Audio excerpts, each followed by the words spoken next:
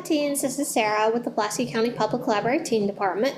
Today we're going to learn how to make a felt embroidered bookmark. So first we have a piece of felt, some scissors, embroidery thread. I have about 4 different colors that I used, and a needle. So the first thing you'll do is cut just like the corner off of the felt on one side, and you can make it as big or small as you want, and then use that same piece that you cut out to measure the other side so they're the same size when you cut them.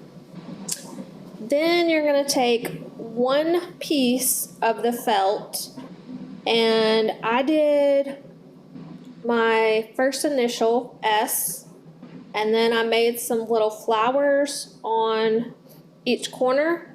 And then you'll put the 2 pieces of felt together and then sew all around 2 sides and leave an opening to put on the page in the book. Now with embroidery thread, one thing I want to mention is it comes